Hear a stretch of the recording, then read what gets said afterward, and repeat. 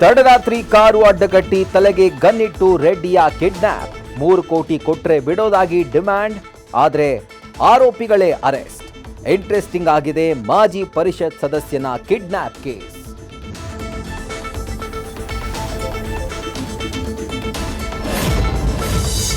ಹಾಳಾದ ರಸ್ತೆಯಲ್ಲಿ ವಾಹನ ಸವಾರರ ಪರದಾಟ. ಕಳಪೆ ಕಾಮಗಾರಿ ವಿರುದ್ಧ ಸಾರ್ವಜನಿಕರ ಆಕ್ರೋಶ. ವರ್ಷದ ಹಿಂದೆ ಕಾಮಗಾರಿಯಾದ್ರೂ ಜ್ಞಾನ ಭಾರತಿ ರಸ್ತೆಯ ಕ್ಲಬ್ ರೋಡ್ನ ದುಸ್ಥಿತಿ ಹೇಳೋರಿಲ್ಲ ಕೇಳೋರಿಲ್ಲ.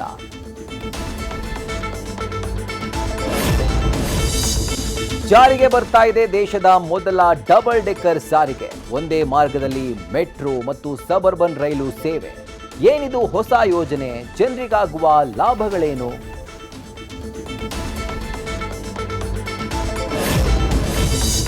ಡಿಕೆಶಿ ಸಿಎಂ ಆಗ್ತಾ ಇದ್ದಂತೆ ರಾಜ್ಯದ ಎಲ್ಲಾ ವಿದ್ಯಾರ್ಥಿಗಳಿಗೆ ಗುಡ್ ನ್ಯೂಸ್. ಎಲ್ಲಾ ವಿದ್ಯಾರ್ಥಿಗಳಿಗೆ ಉಚಿತ ಬಸ್ ಪಾಸ್. ಹಾಗಿದ್ರೆ ಫ್ರೀ ಬಸ್ ಪಾಸ್ಗೆ ಅರ್ಜಿ ಸಲ್ಲಿಸೋದು ಹೇಗೆ? ಏನೇನ್ ಬೇಕು?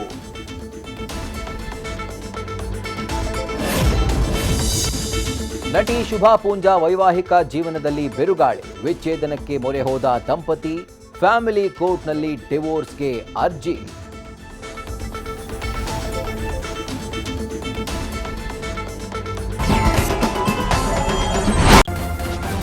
ನ್ಯೂಸ್ ಫಸ್ಟ್ ನಿರ್ಭೀತಿಯಿಂದ ನಿಮ್ಮ ಪರವಾಗಿ.